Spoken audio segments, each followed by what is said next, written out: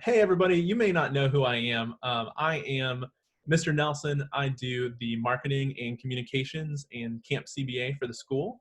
I wanted to help you all by kind of asking some frequently asked questions that we have been receiving to our school principals. And I am going to ask Miss Liford a few questions, but that I have received just to help you guys kind of know what to expect for digital learning that's coming up beginning April 6th.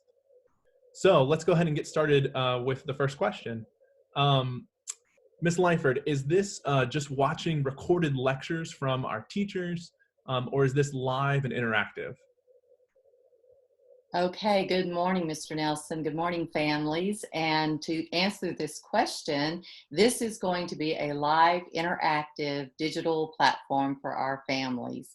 It will be very different, but it will not be sitting in front of the TV or the computer or the device for hours. It will be interactive with their actual teacher. Okay.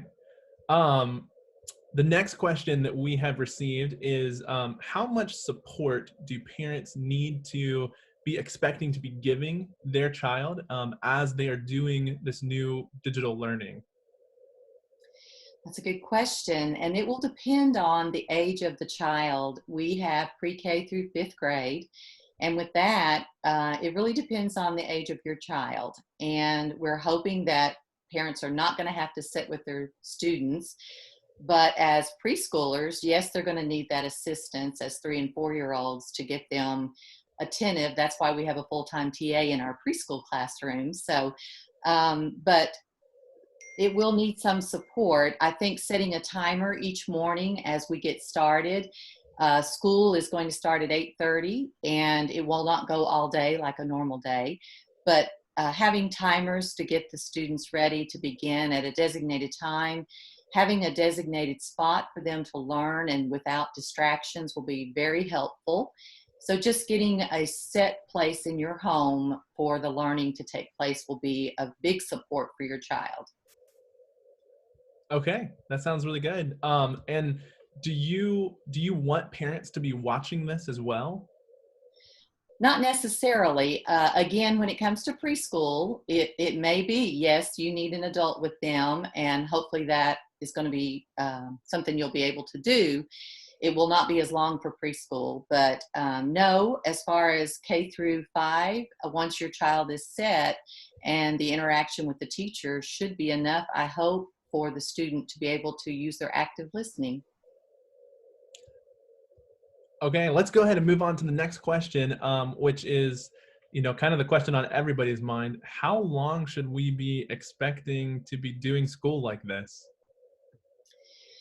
That's a good question. I wish I really knew. We hope it's going to be a short time. We did hear from Governor Lee yesterday that he is expecting schools to be closed until April 24th.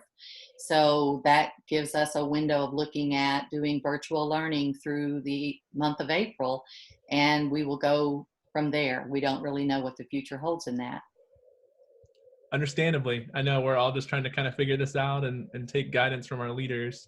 Um, So the next question I've received from parents is, as they are planning their schedule and trying to work from home, they've seen that we're going to have these training days for parents to be able to kind of use the platform and help their kids use the platform and talk with teachers, but they don't know when they should be setting time aside to meet. They don't know how many meetings they should expect for, if they have multiple kids and that sort of thing. Can you kind of give us some information about kind of what parents should expect for these training days?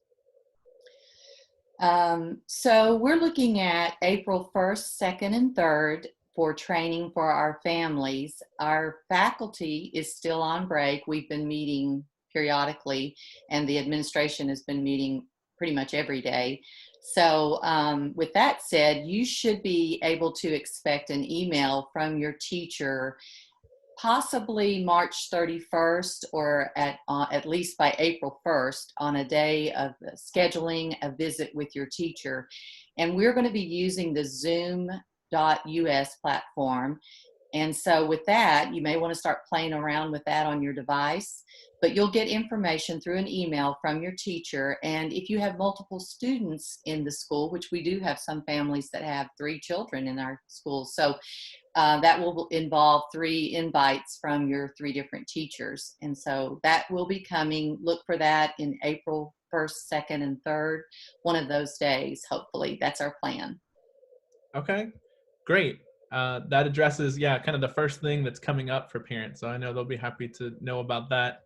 Um, One of the biggest questions on everybody's mind is kind of what does a daily schedule look like? And so since I'm asking you, for the lower school, what does a daily schedule look like? And how should parents be expecting to be involved in helping their child keep that schedule? Okay, that's a good question. Also, what we're looking for in our lower school would be at 8:30 every morning, a reoccurring visit from school, an invite.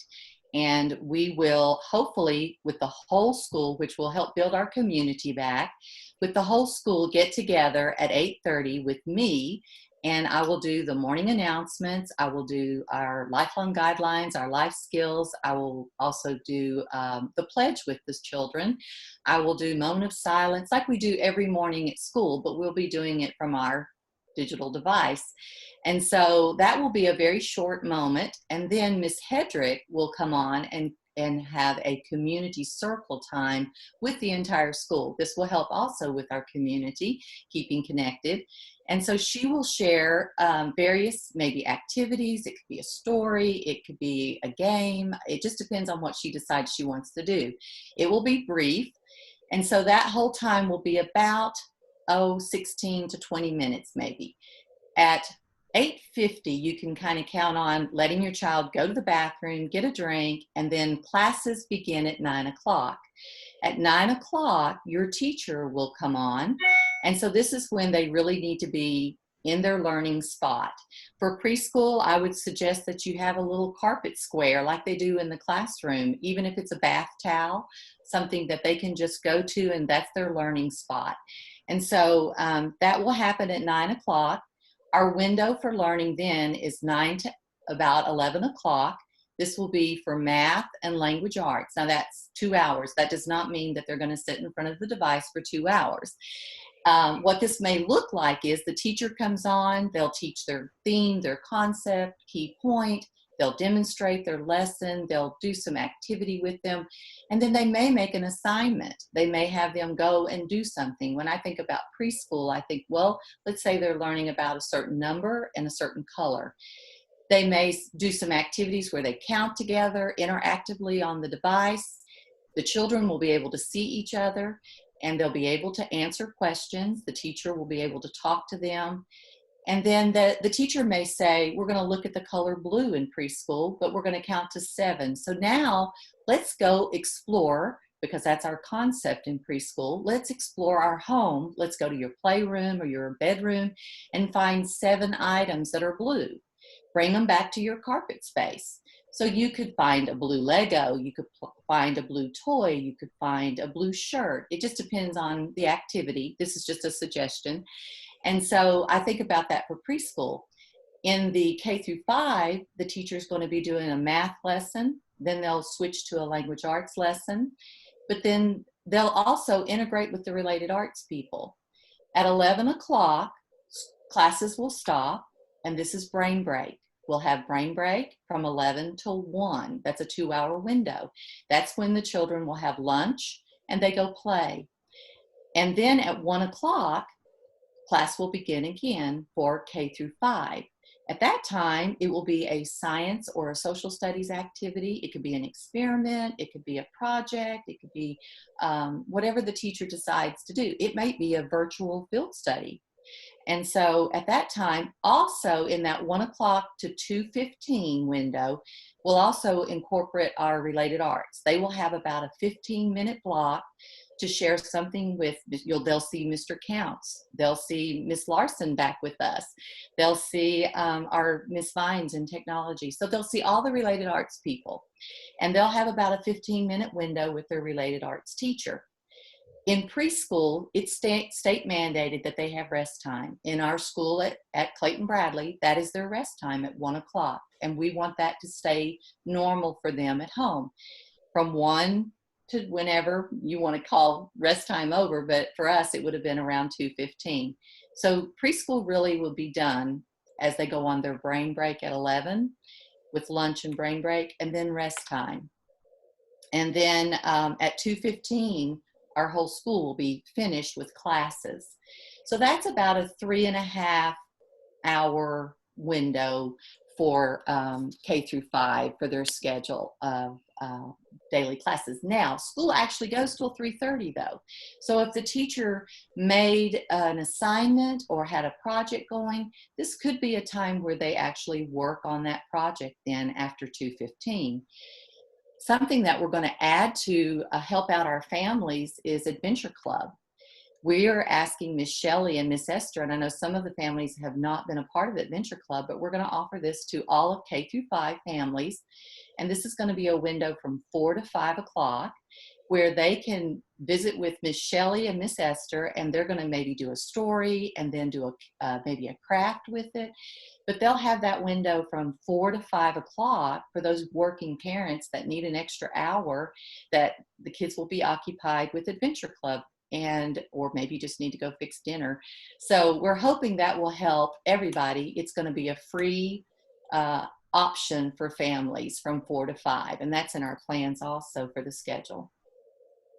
Okay. Yeah. Well, that is ambitious and interactive, and I think for all parents who, their child's at home and they're missing school, I think it sounds like a great schedule. So I'm sure parents are going to be excited to kind of hear what we have planned for that. Our next question kind of reflects really what's really unique about CBA, and that's our education model. And so one question that parents are asking is, how will a digital school or a digital learning reflect our education model? Because we typically don't spend all day kind of looking at a screen, and it's interactive and collaborative with group projects and a lot of things that are just going to be challenging to do. How are we going to stick to that in this new platform? Well, that's also a good question, but I find it fairly easy to answer because our teachers know what our mission is. They know what our vision and our purpose is at Clayton Bradley Academy, and they are very much aware of, and they understand our HET model, the highly effective teaching model. As they create their virtual learning experience for your child, they will incorporate the elements of HET. They're going to continue with meaningful content. They're going to incorporate movement in their lessons. They're going to be up and down. They're not going to just be sitting there in front of that device. It will obviously be an enriched environment, and then we're going to provide them choices. They'll have adequate time to complete their work. They'll have collaboration with each other through the screen and with their teacher. They're going to be able to have immediate feedback. And hopefully with virtual field trips, they'll have being there experiences also. There will be a way to show mastery. The teachers are planning their assessments. And so these are all part of our HET model. It will just be developed through the device and through our platform with Zoom. Okay. All right. That sounds good. I mean, I think it's really the trust that parents have built with their teacher and kind of seeing the things they've done all year that will hopefully kind of carry trust into this kind of new platform. So the last question that I'm going to ask you today, kind of for our session together, is just another reason that people love CBA is the community, the whole school community, things like family gathering and the relationships. All that becomes more difficult when you can't actually see each other and gather together. Can you just kind of comment on some thoughts you have about kind of what our school community will look like beginning April 6th? Well, I feel like we've built that in with our schedule, being able to come together as long as our wonderful wide world of internet is working and our Wi-Fi is on. We hope that we will be able to connect with each other as a whole school and as a class. I think some of our families have already started inviting each other to a Zoom experience, and I've gotten some feedback that's been very positive. They're enjoying seeing their friends, even though they can't get together with them physically. They're not sharing their germs with them right now. So I think we've built that in with our keeping those relationships going. They're going to be able to see each other every day through this platform. And we're looking at the possibilities of maybe doing something with family gathering. And we are definitely going to look at planning in Bobcat Buddy time so that we can still get together and connect with our community there. So I think that is part of it that we've already built in. I think our families are going to be very surprised and very pleased with the work that our faculty, staff, and administration have put together, this device learning, virtual learning. I feel like we've worked very hard, and I want to say before we end this is how appreciative I've been for the families. When we put together a quick pick up your materials, they did exactly what they were asked. They came in. I couldn't believe we cleared everything in the weekend. And so I appreciate our families and how they just band together and just came right like we asked them to come. One other thing that you didn't ask me that I thought was a very good question about the attire for school. I really wanted to say something about this because it is not required that the children wear their uniforms. However, if it would help your child to understand this is real school, it might be good. And when I think of pre-K through 5, it might be good for them to put on their CBA shirt or their CBA uniform during the class time so that they know this is serious, this is our school time.